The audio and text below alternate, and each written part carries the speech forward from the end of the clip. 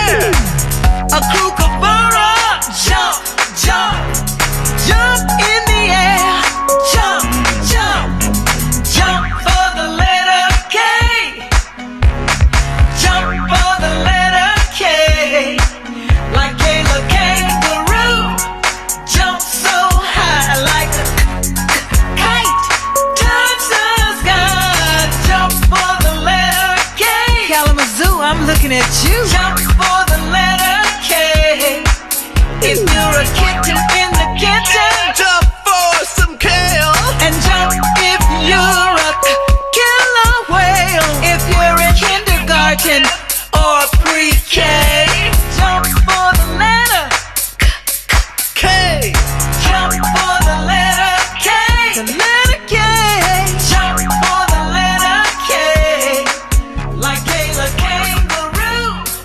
Jump so high like a kite. Touch the sky. Jump for the letter K. Yeah, jump for the letter K.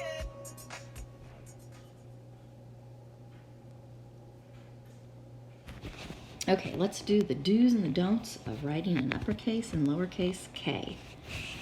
Okay, so the uppercase K starts at the sky, and you just make a straight line down. And then what you do is you kind of come over here to the sky again, off to the side, and you make a slanted line that comes down and touches that line at the fence. And then your next line comes off from that. Now you can make your uppercase K's that way, or sometimes we make them this way, where the bottom comes out right there like that. You can see the difference right here, and right here is where I touched it. So our paper that we're going to practice on does it like the first way. So let me show you a don't. Let's don't do this. Let's don't have this come here, not down to the fence and out. That's not a good K. We don't want to have it come down, this line over here to come down too far. Also, you want to make sure that you pick a good spot over here at the sky. You don't want to be too close, and you also wouldn't want to be too far away. Okay, so let me show you one more time a really good K. It's a straight line down. Then you come over here to the sky, and you're going to make a slanted line, and it goes right down to the fence and that line you drew. And then your next line will come out from there. That's the uppercase K. All right, now the lowercase k is pretty much the same thing. It gets to be tall, touching the sky all the way to the ground. But then when you do the slanted lines, they're underneath the fence. So now I'm going to start a little ways over here on the fence, and I'm going to draw a slanted line to my first line, and then I'm going to come over here and draw my line coming out that way. Once again, if you want to, you could do it this way, and it would look nice too. But here's some don'ts. Let's don't have it like this, because it's supposed to touch the sky, isn't it? Okay, let's don't go like this and come way over here. That's too far. That's not a good K. What about this? If we're too close, it's too tight. You need to be just right. We don't want to do this either, where we come over and go on this side and then come out. Okay, you can see that right there doesn't look very good, does it? See how that went over the side like that, and it shouldn't. So let me show you one more really good K. Down. And then I come over to the fence, and I'm going to make a slanted line and then a line down like that for the lowercase k. Here's your K handwriting practice page. So at the top you could do your rainbow writing of your K's. Just remember, it's this line first, and then the slanted line comes down to the middle, and then this leg comes off. Okay, then you can get your next color and make your lines.